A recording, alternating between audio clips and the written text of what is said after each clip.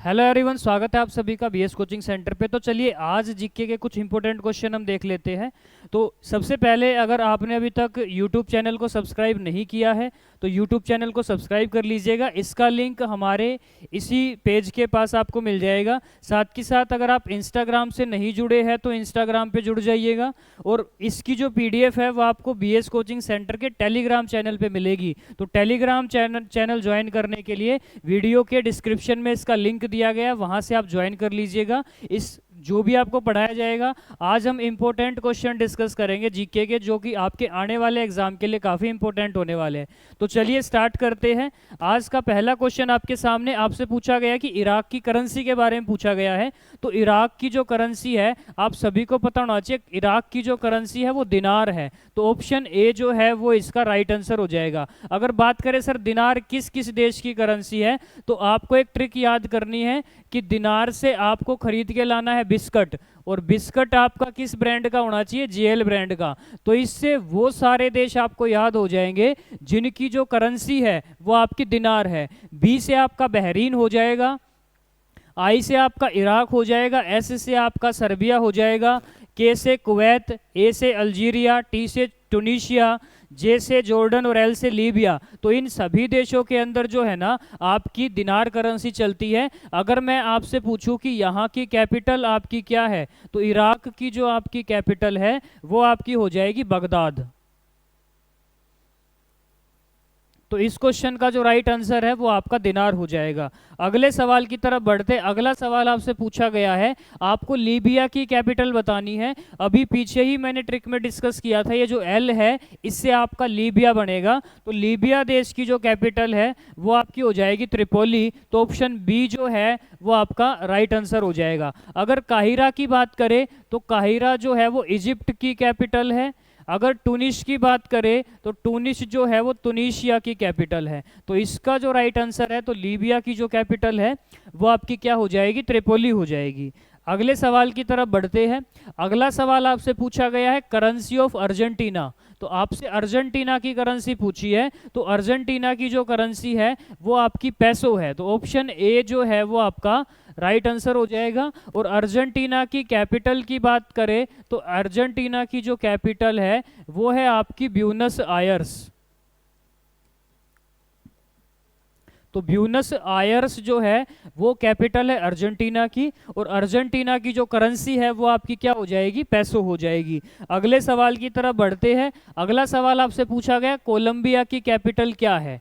आपके ऑप्शन दे रखे हैं। ऑप्शन ए में आपको दिया गया है लीमा, ऑप्शन बी में दिया गया है क्यूटो, ऑप्शन सी में दिया गया है बोगोटा, और ऑप्शन डी में दिया गया है आपका काराकस। तो इसका जो राइट आंसर है वो आपका बोगोटा हो जाएगा। तो ऑप्शन सी जो है वो इसका राइट आंसर है, यानी कि आपकी कोलंबिया की जो कैपिटल है वो क्या है? बोगोटा। अगले सवाल की तरफ चलते। आपसे साउथ सुडान की कैपिटल पूछी है। तो साउथ सुडान की जो कैपिटल है वो आपकी हो जाएगी जूबा। अगर मैं आपसे पूछूं कि साउथ सुडान की करेंसी क्या है, साउथ सुडान की अगर मैं आपसे पूछूं करेंसी क्या है, तो इसका जो राइट आंसर हो जाएगा वो आपका हो जाएगा पाउंड। पाउंड काफी सारे देशों में चलता है। इसकी ट्रिक जो है आप बोल सकते हो यूके लेस, कि यूके जो है वो किससे लेस है? पाउंड से लेस है। तो यूके से आपका बन जाएगा यूनाइटेड किंगडम, एल से बन जाएगा आपका लेबनान, ई से बन जाएगा इजिप्ट, एस से बन जाएगा सीरिया, और एस से बन जाएगा साउथ सुडान। तो साउथ सुडान की जो कैपिटल है वो आपकी जुबा हो जाएगी। और इन सभी देशों के अंदर जो आपकी करेंसी चलती है वो आपकी चलती है पाउंड, और पाउंड ही करेंसी है किसकी? साउथ सुडान की। चलिए अगले सवाल की तरफ चलते हैं।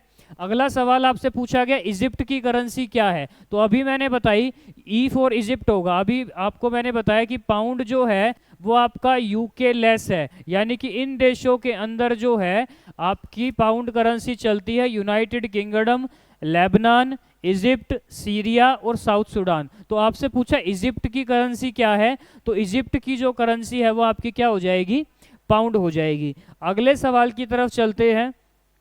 अगला सवाल आपसे पूछा गया कि करंट में आईपीएल के चेयरमैन कौन है। आपको पता है करंट में भी जो है ना आईपीएल खेला जा रहा है। तो आईपीएल के जो चेयरमैन है वो है आपके अरुण धूमल।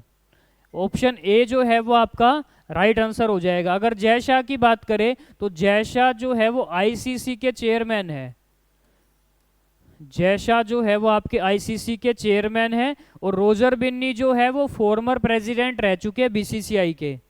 रोजर बिन्नी जो है वो आपके फॉर्मर यानी कि पूर्व अध्यक्ष रह चुके हैं किसके, बीसीसीआई के। और बात करें राजीव शुक्ला की तो राजीव शुक्ला जो है वाइस प्रेसिडेंट है बीसीसीआई के। राजीव शुक्ला जो है आपके वाइस प्रेसिडेंट है किसके, बीसीसीआई के। तो आपसे पूछा गया था आईपीएल के करंट में अध्यक्ष कौन है, चेयरमैन कौन है, तो अरुण धूमल जो है वो आपका राइट आंसर हो जाएगा। तो कमेंट बॉक्स में आप मुझे बता दीजिएगा कि फर्स्ट आईपीएल जो है वो आपका कब खेला गया था। कमेंट बॉक्स में आप मुझे बताओगे कि पहला आईपीएल कब किस साल खेला गया और पहला आईपीएल जीता किस टीम ने था, ये आप मुझे कमेंट करके बताओगे। अगला सवाल है आपसे पूछा है बीसीसीआई के सीईओ कौन है, तो इसका जो राइट आंसर हो जाएगा वो आपका हो जाएगा हेमंग अमीन। हेमंग अमीन जो है वो आपके सीईओ है किसके, बीसीसीआई के। बीसीसीआई की फुल फॉर्म की अगर बात करें तो बीसीसीआई का मतलब है board of control for cricket in India, जिसकी स्थापना साल 1928 में की गई थी। इसका जो हेडक्वार्टर है वो आपका वानखेड़े स्टेडियम मुंबई के अंदर है। और करंट में जो बीसीसीआई के प्रेसिडेंट है वो है मिथुन मन्हास। करंट में जो प्रेसिडेंट है आपके बीसीसीआई के उनका नाम है मिथुन मन्हास। और अभी पिछली स्लाइड में मैंने आपको बताया कि बीसीसीआई के प्रेसिडेंट मिथुन मन्हास है और बीसीसीआई के जो वाइस प्रेसिडेंट है वो आपके कौन है, राजीव शुक्ला। और सीईओ कौन है आपके, हेमंग अमीन। तो ये कुछ जानकारी थी किससे रिलेटेड, बीसीसीआई से रिलेटेड। अगले सवाल की तरफ चलते हैं। अगला सवाल आपसे पोर्ट से रिलेटेड यानी कि बंदरगाह से रिलेटेड पूछा है। आपसे पूछा गया कि पारादीप जो पोर्ट है वो किस राज्य के अंदर है। तो अगर मैं पोर्ट्स की बात करूं, बंदरगाह की बात करूं, तो भारत में टोटल 13 मेजर पोर्ट है जिसमें पारादीप पोर्ट भी आता है। और पारादीप जो पोर्ट है वो आपका ओडिशा के अंदर आता है। अगर वेस्ट बंगाल के पोर्ट की बात करूं तो वेस्ट बंगाल के अंदर एक पोर्ट है जिसका नाम है कोलकाता पोर्ट। और कोलकाता पार्ट का ही एक और पार्ट है जिसको हल्दिया के नाम से हम जानते हैं। तो ये दोनों ही जो पोर्ट है ये आपके कहाँ पे स्थित है, वेस्ट बंगाल के अंदर स्थित है। अगर आंध्र प्रदेश की बात करें तो आंध्र प्रदेश में आपका फेमस पोर्ट है विशाखापत्तनम।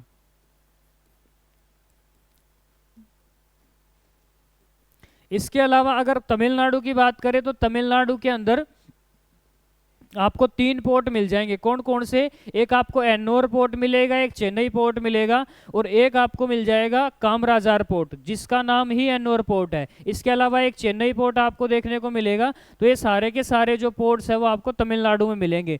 पारादीप पोर्ट की बात करें तो पारादीप जो पोर्ट है वो आपका उड़ीसा के अंदर है। अगला अगर हम बात करें करंट अफेयर से सवाल है कि लाला अमरनाथ अवार्ड 2026 ये किसे दिया गया। तो लाला अमरनाथ जो पुरस्कार है वो बीसीसीआई के द्वारा दिया जाता है। और इस साल ये जो पुरस्कार है आपके अंडर 19 टीम के जो कैप्टन है आयुष महात्रे उन्हें दिया गया है।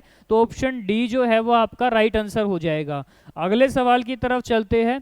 अगला सवाल आपसे पूछा गया कि करंट में मिनिस्टर ऑफ पंचायती राज मंत्री जो मंत्रालय है उसके मंत्री प्रेजेंट में कौन है। तो राजीव रंजन सिंह या उन्हीं का एक उपनाम है लल्लन सिंह, ये इसका राइट आंसर हो जाएगा। तो ऑप्शन बी जो है वो आपका इसमें राइट आंसर हो जाएगा।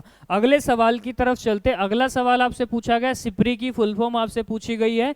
तो सिप्री की हाल ही में एक रिपोर्ट पेश की गई जिसमें बताया गया कि हथियार खरीदने वाला दुनिया का दूसरा सबसे बड़ा देश है भारत और पहला जो सबसे बड़ा देश है वो आपका यूक्रेन है। ये डाटा आया है 2021 से लेके 2025 तक का। और ये डाटा जो पेश किया गया है सिप्री के अकॉर्डिंग पेश किया गया है।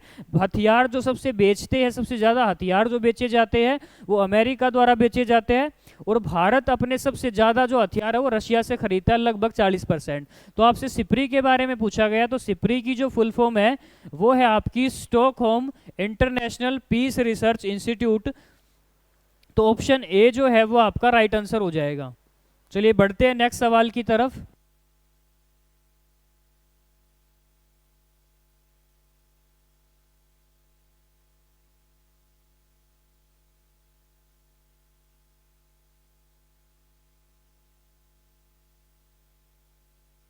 चलिए भाई अगले सवाल की तरफ बढ़ते हैं। अगला सवाल आपसे पूछा गया है करंट में who is the DG of CISF, यानी कि सीआईएसएफ के डीजी कौन है। तो सबसे पहले तो आपको यह पता होना चाहिए कि सीआईएसएफ की फुल फॉर्म क्या है। तो सीआईएसएफ की फुल फॉर्म है सेंट्रल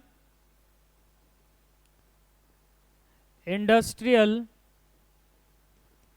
सिक्योरिटी फोर्स, यानी कि जितने भी केंद्र सरकार के उपक्रम होते हैं, उद्योग होते हैं, उन सभी की सुरक्षा की जो जिम्मेदारी होती है वो सीआईएसएफ की होती है। जैसे अगर आपने मेट्रो में देखे हो तो मेट्रो में जो कर्मचारी सुरक्षा में लगे रहते हैं वो सीआईएसएफ के कर्मचारी होते हैं। तो आपसे ये पूछा गया है कि करंट में सीआईएसएफ के जो डीजी है वो आपके कौन है, तो परवीर रंजन जो है वो इसका राइट आंसर हो जाएगा। ऑप्शन सी जो है वो इसका राइट आंसर होगा। सीआईएसएफ का जो गठन है वो आपका किया गया 10 मार्च 1969 में। सीआईएसएफ का गठन किया गया था 10 मार्च 1969 में। तो ऑप्शन सी जो है वो इसका राइट आंसर हो जाएगा। अगला आपसे पूछा गया नीति आयोग के बारे में। आप सभी जानते हैं कि स्टार्टिंग में प्लानिंग कमीशन था, जब मोदी सरकार आई तो मोदी सरकार ने प्लानिंग कमीशन को हटा के 1 जनवरी 2015 से एक नए इंस्टीट्यूशन की स्थापना की जिसको हम बोलते हैं नीति आयोग। तो इसकी स्थापना की गई थी 1 जनवरी 2015 से। इसके जो चेयरमैन होते हैं हमेशा ही भारत के पीएम होते हैं। तो करंट में पीएम मोदी जो है वो इसके चेयरमैन हैं। अगर वाइस प्रेसिडेंट की बात करें तो करंट में जो इसके वाइस प्रेसिडेंट है वो आपके सुमन बेरी हो जाएंगे। इसके जो वाइस प्रेसिडेंट है वो है आपके सुमन बेरी। और अगर आपसे पूछा जाए कि इसके सीईओ कौन है तो अभी हाल ही में इसके जो पुराने सीईओ थे बीवीआर सुब्रमण्यम, उनकी जगह पे एडिशनल चार्ज दिया गया किसे, निधि छिब्बर को।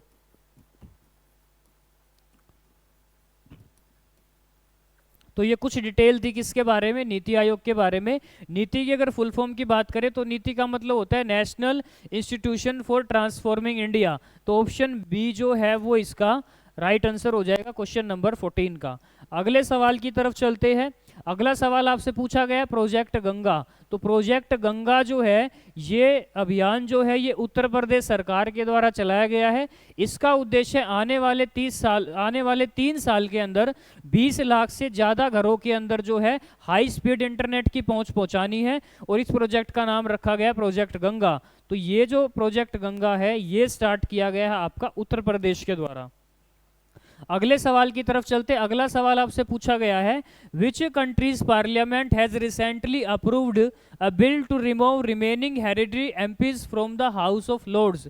यानी कि जो यूके की संसद है उन्होंने एक बिल पास किया है, यानी कि उनका जो अपर हाउस था उसके अंदर कुछ ऐसे मेंबर आते थे जो वंशानुगत होते थे, यानी कि पिता के बाद उसका बेटा, बेटे के बाद उसका बेटा। तो इन मेंबर्स को कंप्लीटली तौर पे हटाया जा रहा है। तो ये फैसला लिया गया है किसके द्वारा, आपकी यूके यानी कि ब्रिटेन की संसद के द्वारा। तो ऑप्शन डी जो है वो आपका राइट आंसर इसमें हो जाएगा। अगले सवाल की तरफ चलते। आपसे पूछा है कि फिक्सल हेल्थ इंडेक्स 2026 ये किसके द्वारा रिलीज किया गया है। तो इसका अभी हमने जिक्र किया था नीति आयोग का। तो ये जो इंडेक्स है ये आपका जारी किया गया है नीति आयोग के द्वारा। इस इंडेक्स में नीति आयोग ये बताता है कि फाइनेंशियल स्ट्रेंथ के मामले में कौन सा राज्य कौन से नंबर पे आता है, क्या उसकी फाइनेंशियल स्ट्रेंथ है। तो ये जो फिक्सल हेल्थ इंडेक्स है ये आपका जारी किया जाता है नीति आयोग के द्वारा। नेक्स्ट क्वेश्चन की तरफ चलते हैं। अगला क्वेश्चन है सीआईएसएफ रेजिंग डे, यानी कि सीआईएसएफ स्थापना दिवस ये आपका कब मनाया जाता है। तो अभी मैंने बताया था सीआईएसएफ के जो डीजी है वो आपके परवीर रंजन है और सीआईएसएफ की स्थापना 10 मार्च 1969 में हुई थी। तो ये जो स्थापना दिवस है ये हर साल सेलिब्रेट किया जाता है आपका कब, 10 मार्च को।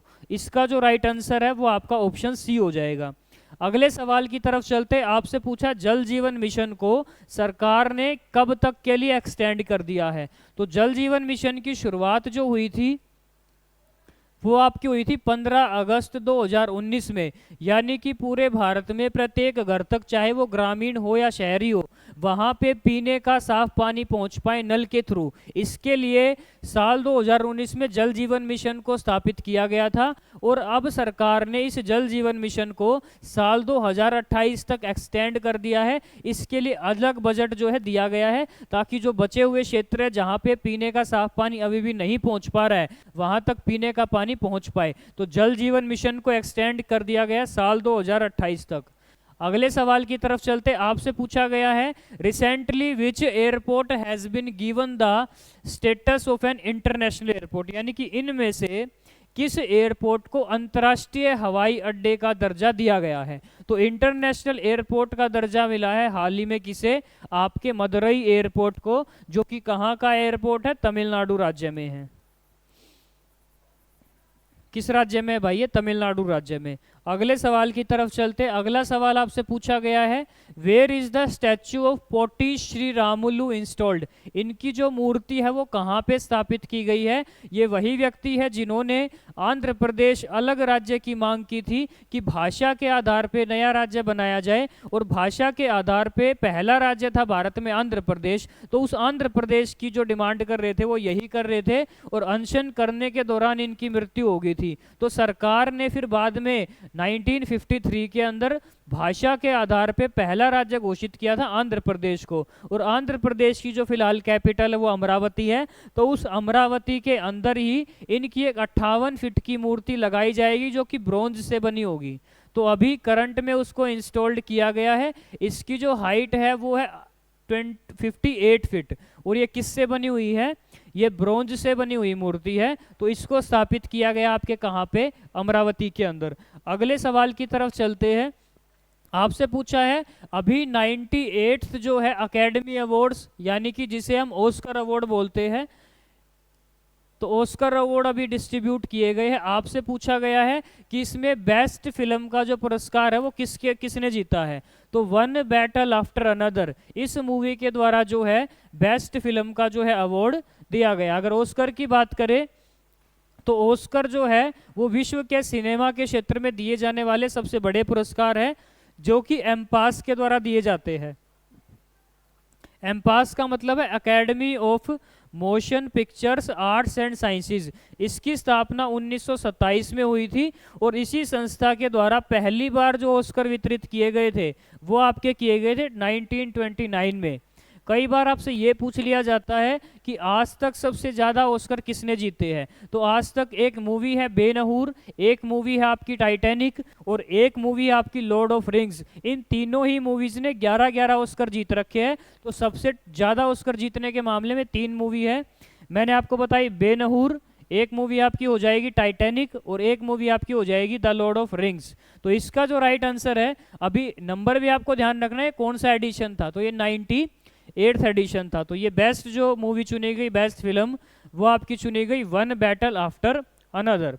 अगले सवाल की तरफ चलते, अगला सवाल आपसे पूछा गया है 94th जो भारत के ग्रैंड मास्टर है वो करंट में कौन बने हैं। तो मयंक चक्रवर्ती जो है वो इसका राइट आंसर हो जाएगा। ग्रैंड मास्टर की अगर मैं बात करूं तो जिस खिलाड़ी की जो एलो रेटिंग है वो 2500 से ज़्यादा हो जाती है उसको घोषित किया जाता है ग्रैंड मास्टर। और भारत के जो पहले ग्रैंड मास्टर थे वो थे विश्वनाथन आनंद, और यही आंकड़ा अब जो है 94 तक पहुंच चुका है। ये बने थे 1988 के अंदर। तो इसका जो राइट आंसर हो जाएगा वो आपका हो जाएगा मयंक चक्रवर्ती। अगले सवाल की तरफ चलते हैं। अगला सवाल आपसे पूछा गया है कि एक झाड़ी है जिसका नाम होता है उस्बेकिया। तो उस्बेकिया नामक झाड़ी जो है उसकी एक नई प्रजाति पाई गई है। ये जो झाड़ी है ये आपकी मिली है मानस नेशनल पार्क यानी कि असम के अंदर।